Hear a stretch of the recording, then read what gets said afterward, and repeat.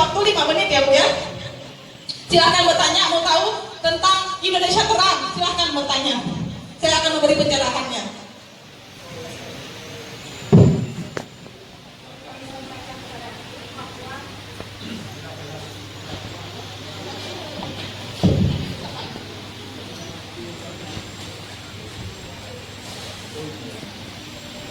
Bahwa di sini hadir dari beberapa kabupaten termasuk Kota Langsa, Simelu, Banda Aceh, Kota Banda Aceh, dari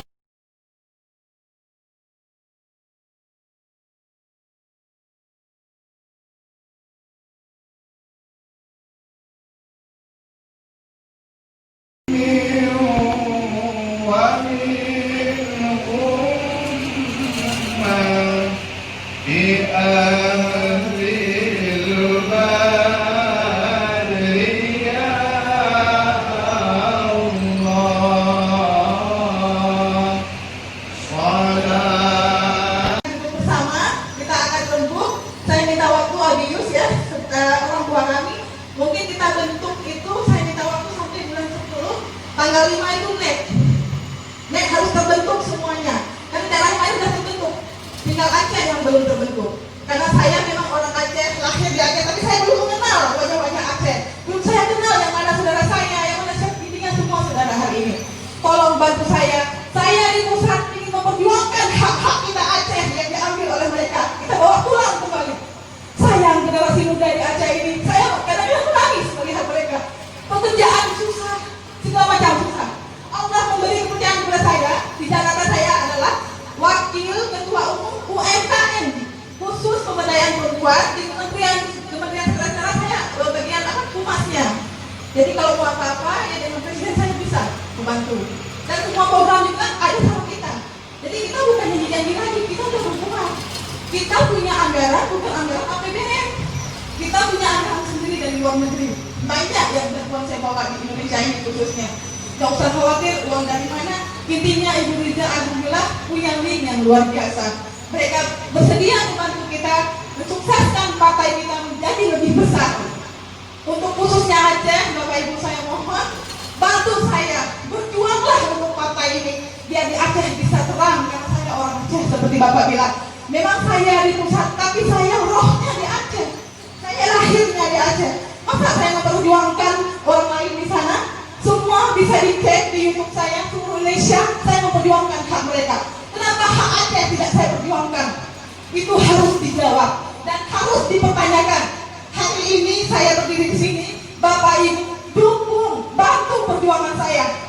Harus Aceh ini nomor 1 di pusat, harus dilihat bahwa Aceh ini memang harus diperhatikan. Banyak anak-anak kita generasi muda yang tamat S1, S2 dengan kerjaan. Saya berpikir kerjaan mereka. Sayang. Makanya banyak di Jakarta perusahaan saya bawa anak-anak Aceh yang punya ijazah. Tujuan saya apa? Untuk pengangguran itu kita kurangi. Kalau bukan kita, siapa lagi? Harus kita yang melihat mereka. Selama ini mereka berbicara ke siapa? Gak ada orang di sana. Sekarang ada saya. Curhat kepada saya. Saya siap menuntut semua hak-hak kalian yang selama ini disia-siakan. Saya orang dekat dengan Bapak Presiden Republik Indonesia. Saya berjanji saya akan peduli untuk Aceh yang lebih baik lagi. Itu semua di tangan Bapak Ibu. Mau berkorbankah untuk Indonesia terang? Di sini tidak perlu Bapak Ibu minta uang besar kemarin. Perusahaan ini punya dana sendiri. Kita tidak usah takut di mana uang banyak. Kita bisa ciptakan uang. Yang penting syaratnya kejujuran. Paham ya? Di sini harus jujur Bapak Ibu. Kenapa kita ciptakan bentukan seperti DPC, ketua segala macam biar anggarannya tersalur tepat sasaran. Selama ini saya punya program, tapi salah sasaran sehingga nama baik saya kadang-kadang salah digunakan orang. Kadang-kadang saya sedih, niat baik saya salah digunakan. Seperti Bapak orang tua kita bilang tadi, yang benar dianggap salah, yang salah tidak tahu lagi lah dunia ini. Mari sama-sama buka hati kita untuk kita pikir ke depan generasi anak-anak kita. Bukan kita, sebentar lagi kita semua udah dipanggil Allah ya. Tapi anak-anak kita masih sangat sedih. Mereka udah tahu tempatnya di mana. Tapi dengan ada partai ini, dia saya ingin sekali dan ada lagi pengangguran di Aceh khususnya. Itu harapan saya. Saya merasa selama ini banyak sekali anak-anak masih muda, ganteng-ganteng, pemikiran yang luar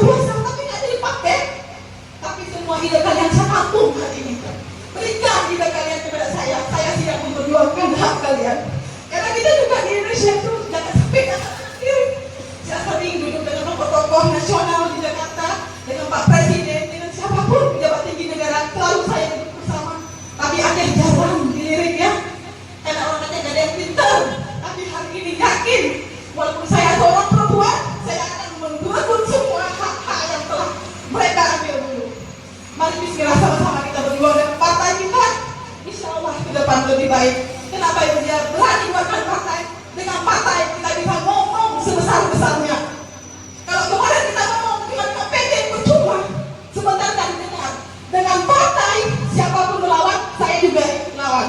Semua punya badan hukum yang kuat di negeri ini. Semua harus pintar berpolitik. Itu harus kita tanamkan dalam jiwa anak kita. Khususnya yang saya tanamkan adalah Islam yang pertama yang saya perjuangkan. Jangan sampai di Indonesia banyak hal nggak boleh pakai jilbab. Saya tidak. Kenapa saya keluar dari kepolisian dulu? Saya pindah ke Jaksa Agung. Gara-gara jilbab. Kalau dulu tahun 2004 saya dibawa pakai jilbab. Tidak bisa. Jadi akhirnya saya menyesuaikan. Tapi saya sekarang ini.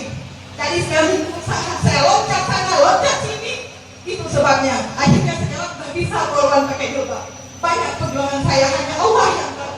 Tapi untuk hari ini mungkin Bapak Ibu sudah banyak cerita dari saya juga nanti minta pertanyaan apa silakan. Saya mau minta pertanyaan, tapi mungkin nggak usah banyak, satu dua orang ya.